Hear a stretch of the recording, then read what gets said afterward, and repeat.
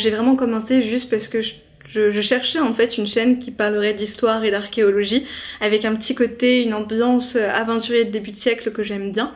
Et j'arrivais pas à trouver, je trouvais pas sur le YouTube anglophone et sur le YouTube français, et donc du coup je me suis dit au bout d'un moment, bah tiens, si ça n'existe pas, c'est peut-être qu'il y a quelque chose à faire et qu'il fallait que je me lance là-dedans. J'ai vraiment pas eu le sentiment que c'était une idée étrange parce que ça n'existait pas à l'époque. Je faisais partie de la première vague de youtubeurs à arriver en France, de youtubeurs culturels. Et à ce moment-là, ça m'est juste absolument pas venu à l'esprit de me demander, tiens, je suis une femme et je vais faire un contenu culturel alors que ça n'existe pas encore en France. Je pense pas qu'il y ait de mauvais contenu, il y a juste des passions et des sujets qu'on a envie de partager avec les autres et il y a vraiment pas de mauvais contenu. Je crois que j'ai vraiment pas eu de déclic. C'était une période de ma vie où je m'ennuyais en été et j'avais envie, je me suis dit tiens, j'ai ce projet-là en tête depuis un petit moment, allez, c'est le moment, au pire des cas, qu'est-ce que je risque? Et c'est vrai qu'en fait, quand on y réfléchit, quand on a un projet qu'on mûrit sur YouTube ou ailleurs depuis quelques années déjà, il faut pas qu'il reste à l'état de projet, il faut au bout d'un moment qu'on se dise ok, c'est maintenant, c'est aujourd'hui. Parce que si on repousse toujours à plus tard en se disant oui, dans quelques années, plus tard, je lancerai ma chaîne YouTube, il y a de très fortes chances qu'on le fasse pas.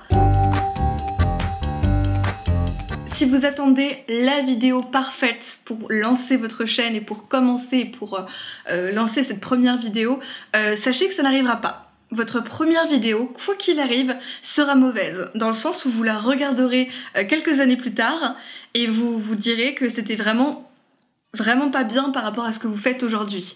Mais ça veut absolument pas dire que vous ne devez pas poster cette vidéo, parce que justement, vous avez besoin de faire des erreurs, d'apprendre pour évoluer. L'évolution, elle peut arriver que si vous vous lancez au début. Donc n'attendez pas d'avoir un contenu absolument irréprochable au niveau de l'image, au niveau du son, de la présentation, parce que vous allez évoluer avec le temps et vous allez aussi faire votre expérience à ce moment-là. Donc lancez-vous dès que vous le sentez, dès que vous en avez envie, faites-le. Ma chaîne, elle m'a apporté tellement de choses que je peux même plus compter en fait. Il se trouve que si j'avais pas lancé ma chaîne YouTube, j'aurais à l'heure actuelle pas le métier de mes rêves, puisque quand j'ai commencé mes études, je voulais devenir archéologue, c'était mon objectif. Cependant, je pense pas que j'aurais été épanouie dans l'archéologie, dans le sens où, même si c'est un métier que j'adore, hein, la preuve, j'ai fait ma chaîne là-dessus et j'adore ce sujet-là, c'est quelque chose qui m'intéresse beaucoup, ça aurait occulté un aspect créatif de ma personnalité dont j'avais besoin et que j'aurais pas non plus retrouvé dans la médiation. Donc en ça, à l'heure actuelle, j'ai vraiment, je pense que je peux le dire, le métier de mes rêves, dans le sens où j'arrive à parler de toutes les choses qui me passionnent et à le faire dans un cadre artistique et qui m'épanouit pleinement.